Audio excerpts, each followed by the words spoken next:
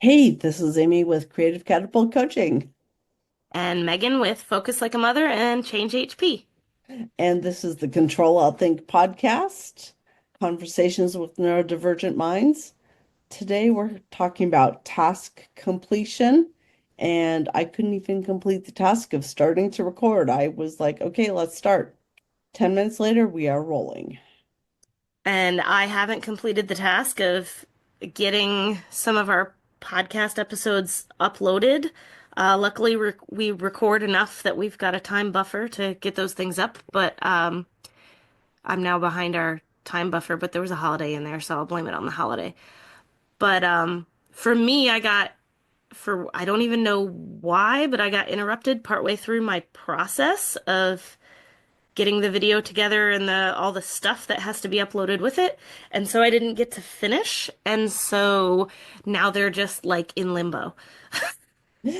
Limbo can be such a hard place to do things, at least with my ADHD. At one point before I kind of knew a lot of what was going on, it was like I felt like I had like one shot to get things done because Mm. I'd lose interest and I won't come back to them, which is not necessarily the same as getting derailed in your process, but um yeah, and being human, there are lots of reasons we don't finish things, whether or not neurodivergence comes into play or not. But hmm neurodivergence so often seems to up the challenges with finishing what we start or what we say we're going to do.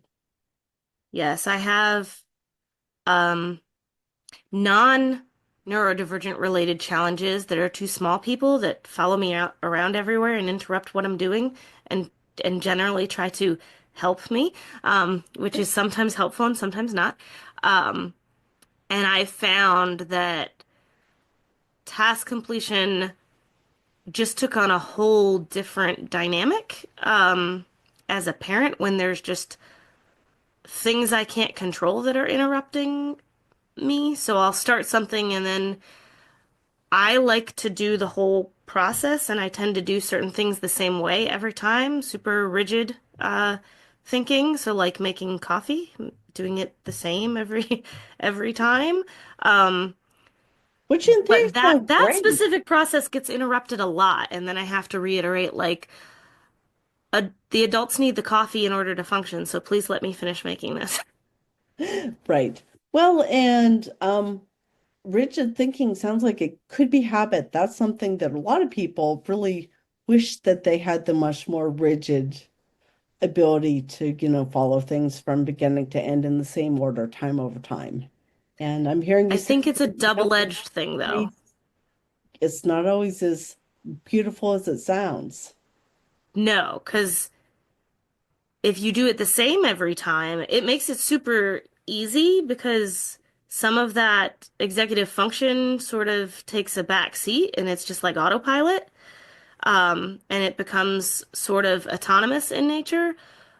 But if you get interrupted, um, it t seems to take a lot more effort or thought or a lot of energy to then do the thing to finish it because now you have to start. So, like the podcast thing, now I have to start in the middle somewhere and then figure out where I am and then finish it. So, it's maybe that's why I'm resisting doing it because my brain is going, that's going to take a lot of energy.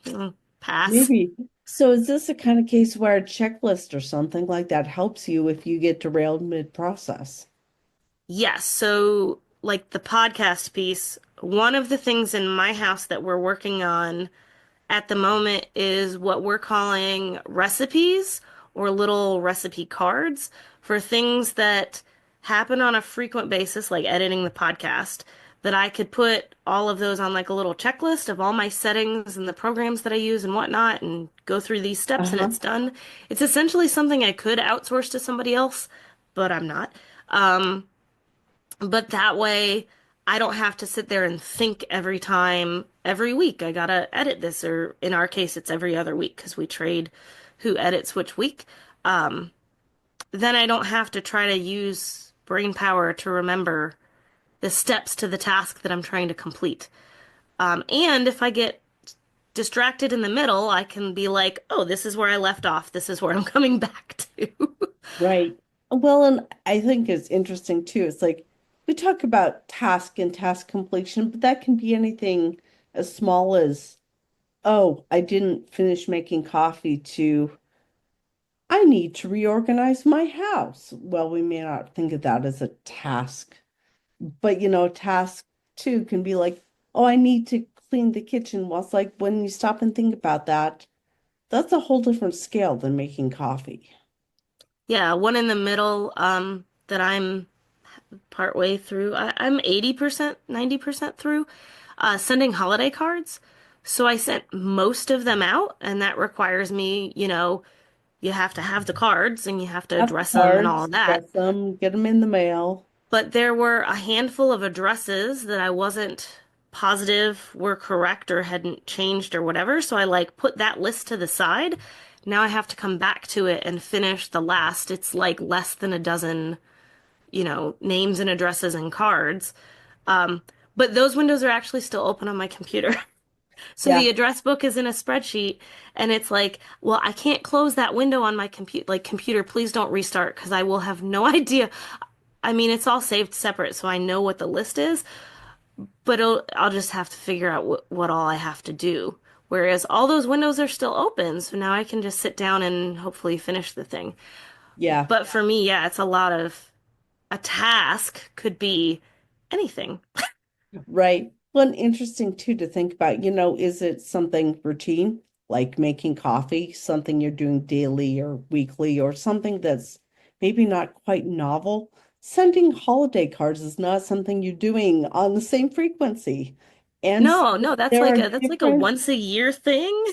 different steps, different number of decisions, different points that you get derailed in. And there was a Oh, I was just thinking back to my own holiday cards. I didn't even attempt them this year. I had something, I don't know, it started as a cold and then turned into other stuff for a couple weeks. So my energy just kind of went sideways.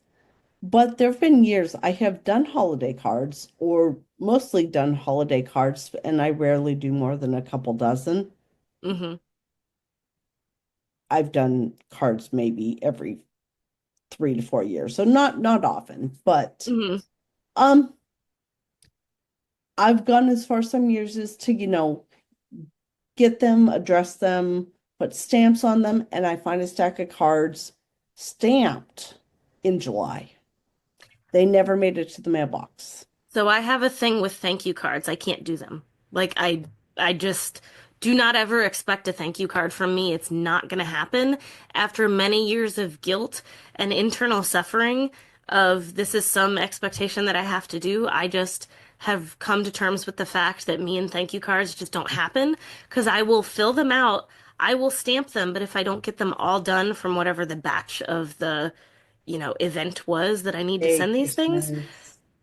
I have done the same thing where it's like, I have these done and they never went anywhere. And then it's got so many emotions tied to it of like Uh-huh. guilt and stuff. I'm like, I'm just not even gonna let my brain torment me for that. But what was the other, oh, you mentioned like holiday cards, things that happen infrequently, but are still things that happen on a frequency and they're expected to be the same each time. So, you're gonna like this task completion one, Oh this yeah. cheat sheet. So my husband and I came up with for Thanksgiving every year we do the same foods. And for Christmas every year we do the same foods. So we celebrate Christmas in our house. Um, so we came up with the idea this year that instead of me having to go through all my books and find the recipes of the things, we make the same things every year, Amy. So he goes, well, do we just want to like write down what we did? Like same with holiday decorations. Do we want to write down what's in the box and Uh-huh. which things go where so it's just easier to do? And I said, that's it. I'm going to make a laminated card that has all of the recipes on it and the grocery list of the week of X holiday. Uh, These are the things I need so that I'm not driving around to 7 different stores the day before the holiday to find whatever random things because I can just pull it out earlier in the month and it'll say, hey, 3 days before said holiday, you need to do this. Have you done it yet? I have not done it yet, but that was this past. Okay, so we had the stomach flu right before Oh the no. holiday. Um, so we've been recovering a lot. So now that we're all starting to feel better, it's like, okay, let's get some of as we pack things up from the holiday or put away servingware and whatnot, it's like, oh, let's write this down. So Right, next year we don't run around like chickens with our. I mean, I remember my mom making a list of everything she had to do for the holiday. right. Holidays are a big task completion challenge. They really are.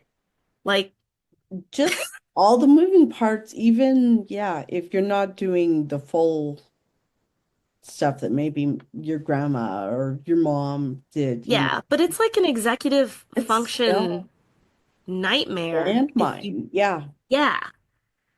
Mm. So anyway, that's our, in our house, we're gonna have one of my little recipe cards, but specifically for each holiday, and we're gonna start with the end of year holidays. Um, 'Cause it's like, well, sure, why not? And then I can just stick that in, a binder where my cookbooks are, and I can just pull out one thing that's got, this is what I need to do. yeah. One is interesting too, task completion. I finally finished putting together a little um it was a lockbox, make a lockbox kit that my sister had gifted me many years ago for my birthday, and for various reasons, mostly executive function and dexterity post brain surgery. Hmm. Until now, I haven't had the inclination to finish it. Um, Mm. Finishing it created a whole lot of, you'd think it'd be celebration that I finally did it, but no, it was actually grief at how much I hadn't been able to do it until that point. Mm. Real unexpected um surge of emotion around a task completion. Task completion, I think, can, yeah, be really impacted by anything and everything. Hmm. Well, that's what I was gonna say is what does getting a task completed like usually look like and feel like to you? It doesn't have a lot of emotion. It's just kind of like, okay, moving on to the next thing. I didn't understand for years that, you've heard about people talking about how much pleasure or, what a thrill they get when they check things off a list. Yeah, that's not Hmm. me. I didn't realize that some people actually like get an actual like Hmm. sensation, emotional thing. I'm like, really? That's so not my experience. And this is again going back to part of my interoception. And is it there? Maybe. Um, Yeah, I think it depends. Sometimes it's a sense of relief. Depends on the task. right. But if it's something I can see, like I organized a space, which I did over the weekend. Now we had some time off for the holidays. I could actually clean parts of our house. Um, so if I like clean or organize a space, it's more the visual appeal of it that Mhm. is like it's a sense of peace, a sense of relief, a sense of excitement because it's actually organized for 5 seconds. It's all gonna fall apart, but hey. Um, But if it's like an office task or like something like the only acknowledgement of it is a check on a list or crossing it off, Uh-huh. that doesn't really. Doesn't create that The only dopamine time it does something exposure. is if it's something I've been dreading doing and now it's done and it's not there taking up space in Right. my head. There, so I've often for the last year been using a short prompt or checklist on one of my organizing apps in the morning, and it's like seeing this stuff. And as I've been practicing doing things that I'm going to do every day, getting dressed, taking meds, Hmm. having coffee, it's interesting because now that I've practiced, I will often actually get a little bit of a dopamine kick when I check them off, which is never been something that's been part of my life. It's like, this Hmm. is weird. And it's almost like I finally learned how to do it or feel successful, or I don't know. It's a change though. It's been not something that's been part of my experience. And, thinking back to my mom making her lists and, always asking us, doesn't it feel good to check things off? And, you reach a point and just say, yeah, because you think you're missing something. And it's like, no, I didn't actually get any sort of thrill that she actually did. She actually got a positive Yeah, sensation. I think I just like the list making because it externalizes the processing. So And I there can I is can that. actually like see the things I have to do and Right. whatnot. Um, yeah, I'm just thinking through like, yeah, I know people that really like checking things off their list. The one thing I'm kind of looking forward to is you've got me trying out Shelpful. Uh-huh. Um, I'm intrigued by it because It's an Shelpful AI will, coaching bot done by yes, text. yes, my little AI coach friend will check in with me and it'll be like, what do you want to accomplish today? And then like if I tell it, then later on it's checking in with me and I'm sort of the jury is still out on how I feel about this because I know it's supposed to be helpful and all. Um, but I don't get that sense of like, oh, I got this done. Right. Like I told it that I needed to clean the humidifiers, right, the other day. And then it checked in, it was like, hey, I said I have three humidifiers I gotta clean. I did get one of them cleaned. Um, the other ones are just off. Um, but it wasn't like ooh, I'm excited. So I'm interested to see how much the little coach AI like hype, it's like a hype man. It's like having a hype man in my pocket. That it's like, hey, you did the thing. Really good job. So I'm hoping to finish some more things that are on my list with it so that it can be like, hey, that's exciting. And then maybe my brain will be like, okay, this is cool. So there is a psychology behind celebrating, like Right. getting things checked off our lists because it makes us want to do more checking off of the list and Right. get more things done. I'm just still trying to get the emotions behind it. Yeah. No, and again, it's an ongoing process. So I think that we maybe should call this as far as time. I think so. Yep, we're at like 18 minutes, so All we're good. right. So, but task completion, as you can hear, we're kind of all over the map with this. And, there are times where task completion gets done fast, because that's the other thing. I guess I'm going to throw in one more point before wrapping up. But people often have been like, oh my gosh, I'll respond to an email immediately or do something immediately. It's like, if I don't do it now, it's not getting done. So So my I have the time same. response can be immediate, or I think I've seen the joke, 6 to 10 business days. Yeah, so that's how my Finished. brain works too. And I actually got that feedback when I worked in the corporate world, not the 6 to 10 business days, but people were shocked at how quick I got something done. And I would be like, oh, if I didn't do it right away, it's It's like not not gonna happening. I get, actually yeah, have something from 2 weeks ago that I need to like touch base with somebody, and my brain is like, shoot, it's past the six, like it's coming up on the 6 to 10 business days. Like you got to get that done. right. And like you and have talked about, we each have tasks that we, projects we've picked up and put down. You talking about, you've progressed a shelving project by acquiring the next step, and at some point it will happen, It's but been a you're not couple there years. yet. I've had the shelf brackets for 2 years, everybody. We finally got the wood to actually put the shelves up. And so task completion, are you looking at it as the subtask or the, books are on the shelf point to call it complete? That being said, define your task in a way that works for you. Yeah. This is And Amy with celebrate whatever you get done. yeah. And again, what if it's not moral? I think that's another interesting piece that I've been playing with is What if it's not about how much we get done? Maybe we're still acceptable humans anyway. Mm-hmm. Before we get all philosophical, which we could very well do. This is Amy with Creative Catapult Coaching, And Megan with Focus Like a Mother and Change HP.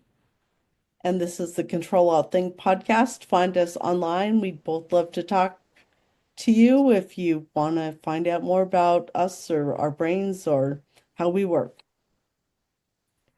And that's it. Bye. Somehow I stopped this.